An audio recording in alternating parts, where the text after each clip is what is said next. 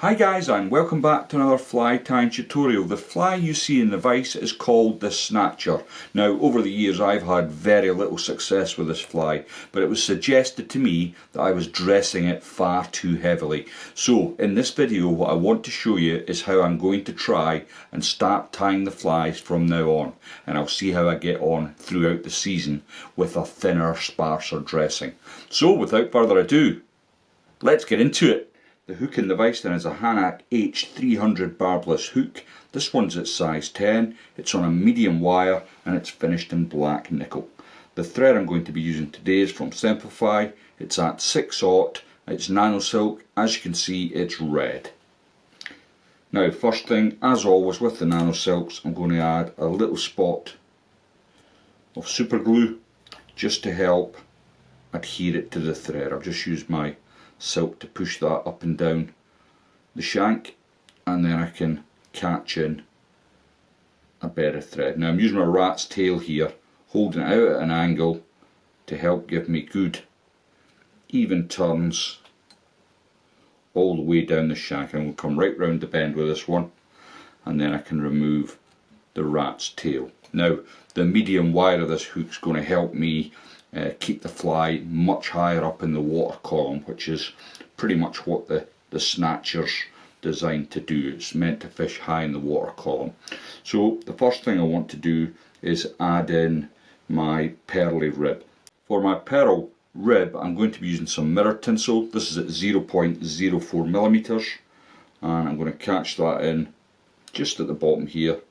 I'll get an extra couple of turns down before I start to work my thread up. Now once I've caught that pearl in, I'm going to come up in open turns to where the thorax would be if I was tying a buzzer. Now the next thing I want to do is add in my wire rib, and I'm using some copper wire at 0.2 millimeters. I want it to stand out a little bit, and this is ideal. Now the reason I've come all the way up here is I want to try and keep a nice even body, and this is going to help me do that. So I'll catch in just at the thorax here, and I'm going to work my thread all the way back down.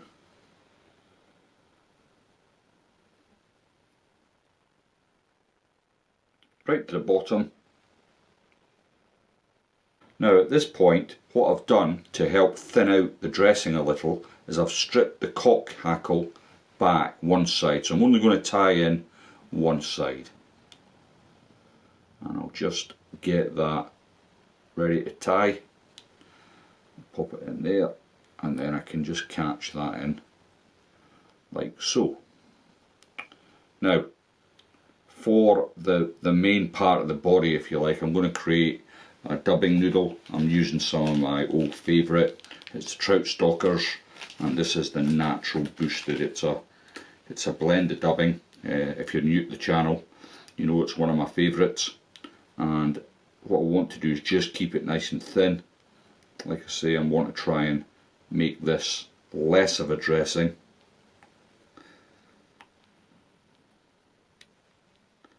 And once I've got enough dubbing on the thread there, I can come all the way up. Now I'm a little shy, but luckily I've kept a bit of the dubbing in my left hand.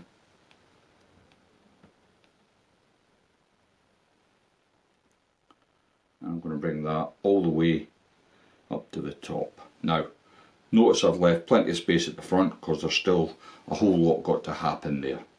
The next thing then is I want to bring up my pearl rib, and I'm going to catch that in at the bottom there. Try and keep it fairly even. I'm not putting a lot of pressure on this because I don't want it to stretch out. There is a danger with these tinsels that when you put too much pressure on, they stretch and they go into nothing. So I want to keep a little bit of that pearl shining through the fly. So I've caught that in. Just going to catch it in with 2 turns. I don't want to get too many turns at the front because there's so much going to be happening at the front. I want to try and keep that as minimalistic as possible. Now, before I bring my hackle up, I'm just going to come in with my Velcro brush and tease out some of that excellent dubbing. It's got lots of different colours going on in there, and teasing it out at this point, just very gently, will help on the finished fly. Now, I'm going to come in with my hackle pliers and grab them in. Now, everyone's got their bogey flies, but this one for me's been horrific. You know, I've got flies that I wouldn't normally reach for, and then there's flies that just do absolutely nothing for me. And I posted a photograph on Facebook during the holiday period, and a lot of the guys that I know said, oh, it's far too heavily dressed. You know, the reason you're not getting any success is because you've overdressed the fly. So I'm going to try and keep it a little bit sparser this time, a bit more open turns with my palmering, and then I'll bring that all the way up to the top and catch it at the head. Then I can come in with my scissors and just release that. Okay, so that's looking a lot sparser than how I would usually tie them in. In fact, it feels a little underdressed to my mind, but maybe this is the secret to tying a good snatcher. So next I'm going to come in the opposite direction and bring my wire rib up. Again, try and keep the spacing nice and even.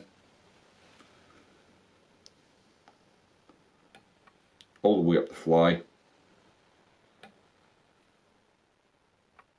up through the body,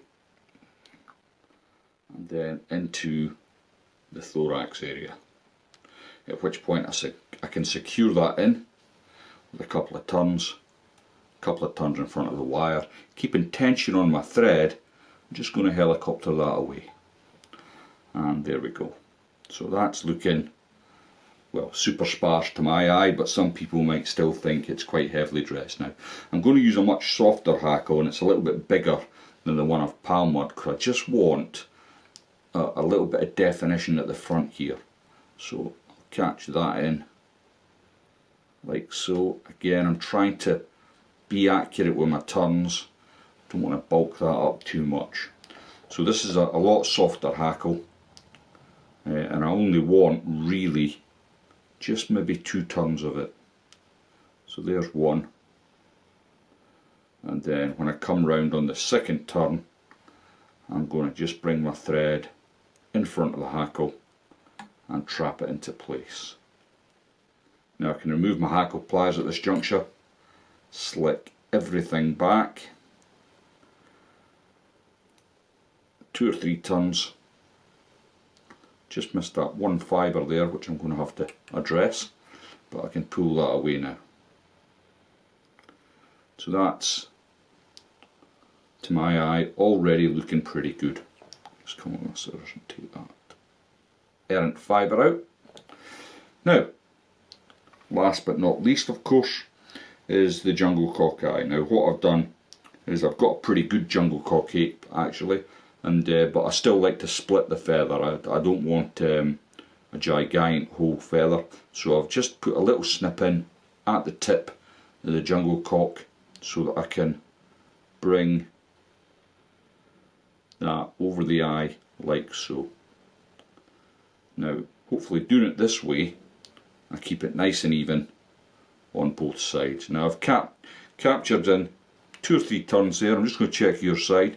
Now I notice it's drooping down a little, so I'm just going to adjust that slightly.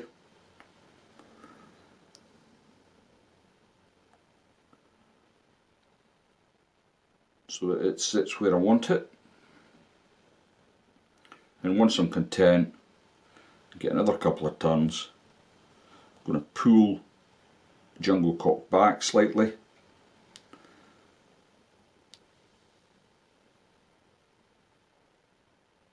And as it's a new year, I'm feeling brave. I should be able to just pull that out the way. It's not quite worked out for me. funny when I watch Davey and, you know, better fly tyres than me doing this. It always just seems to snap off, but I've not quite got that part yet. Another 20 years required. Okay. So I've got that in place. And what I'm going to do now is just finish the head as neatly as I can. Again, I'm being quite precise with my turns. I don't want a big chunky head on this fly particularly. Although I do want a reasonable head, because I always find the addition of a red head on any pattern can often help as a little trigger point. Hence I'm using red today. So I'll just cut that in. Then to finish off, I can simply come in with a little touch of super glue. I'll grab my dubbing needle here. Now, you don't need to use super glue, of course. You can use varnish. Ordinary varnish works a treat. And of course there's always the resins to use as well. Now, how do you fish the Snatchers? They're really for fishing high in the water. That's what they were made for.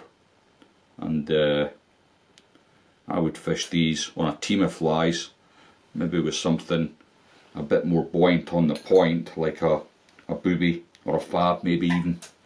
And hopefully the fish will come along, see the disturbance the fab or the booby's made, and then take this more natural looking buggy fly. Well, that's the plan. It's not worked for me so far, but I'm going to give Snatchers another chance this year and see how I get on.